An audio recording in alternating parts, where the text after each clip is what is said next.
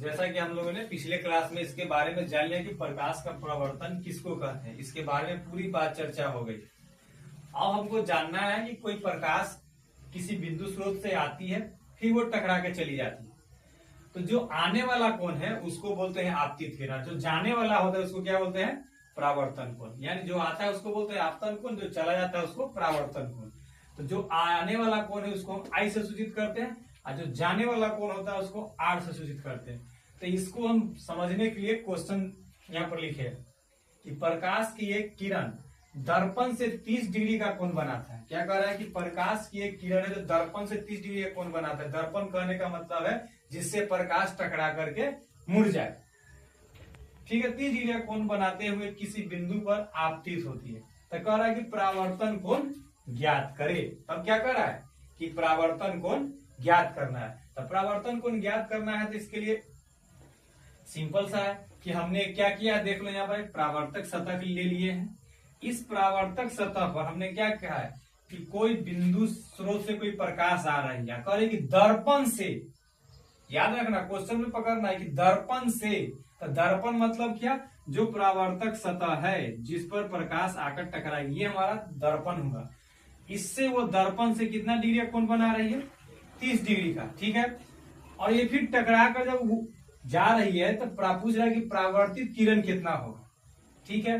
तो ये भी टकरा के जाएगी, दर्पण से भी कितना डिग्री का कोण बनाएगी, 30 डिग्री के बनाएगी, क्योंकि दर्पण से ये 30 बना रहा है तो ये भी 30 बनाएगा दर्पण से। तो दर्पण से परावर्तन कोण 30 डिग्री का कोण बनाएगा। और सीधे पूछेगा कि परावर्तन कोण कितना है, तो हम बोल देंगे कि 60 डिग्री है। तो 60 डिग्री कैसे हुआ कि पूरा कोई वृत्त या सर्किल क्या होता है, 360 डिग्री का होता है, और इसको हम आधा से इसे बांट देते हैं तो 180 डिग्री का होता है।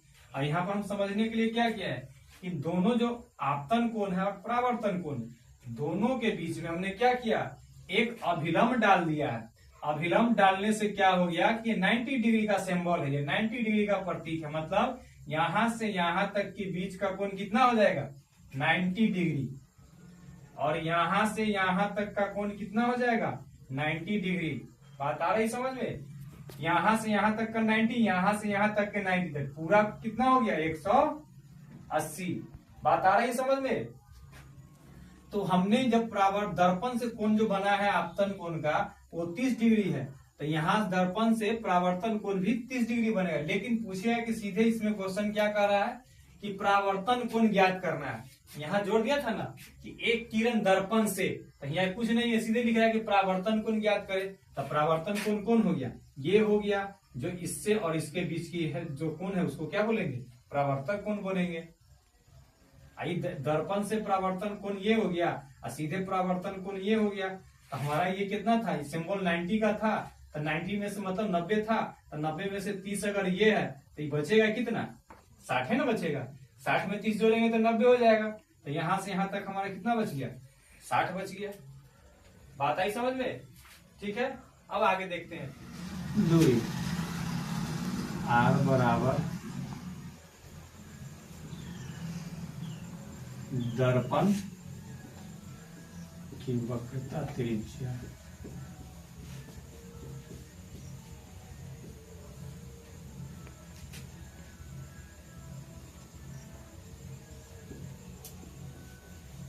u बराबर वस्तु की दूरी, ठीक है। v बराबर प्रतिबिंब की दूरी,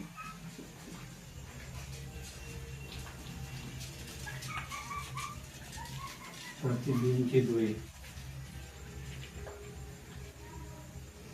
h1 बराबर प्रतिबिंब की ऊंचाई,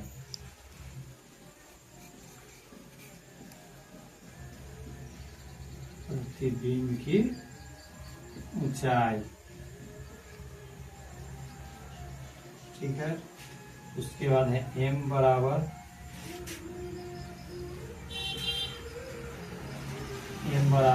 आवर्धन, आवर्धन।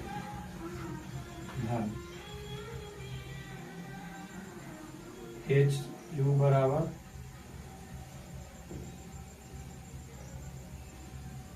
v बराबर प्रतिबिंब की दूरी, ये लिखा दीजिए, v बराबर प्रतिबिंब की दूरी हो गया,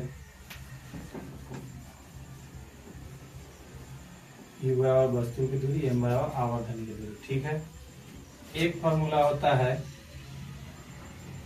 F बराबर r/2,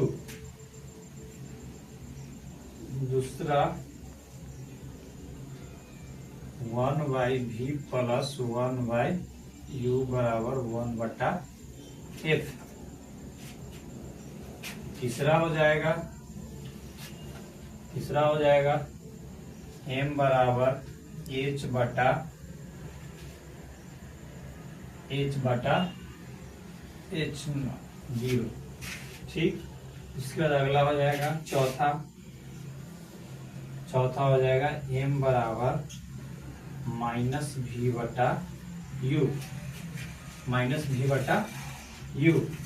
इसके बाद अगला हो जाएगा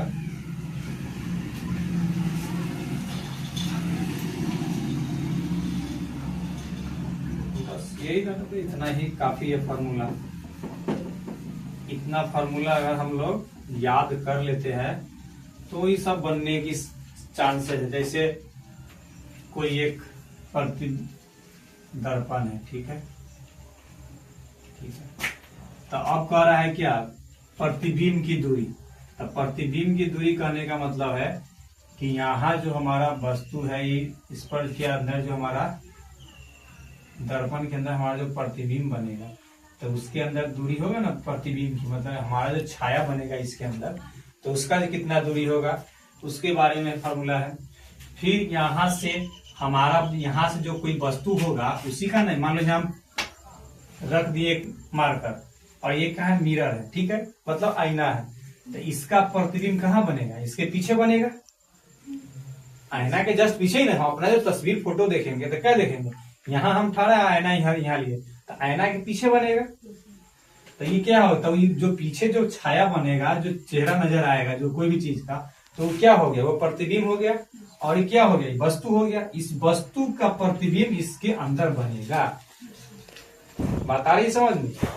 इसी से संबंधित ये सारी बातें हैं, इसी के बारे में ये सब चीज हमने लिखाया है, कौन सा की चीज कैसे कैसे बनेगा, उसके लिए कौन कौन सा फॉर्मूला है।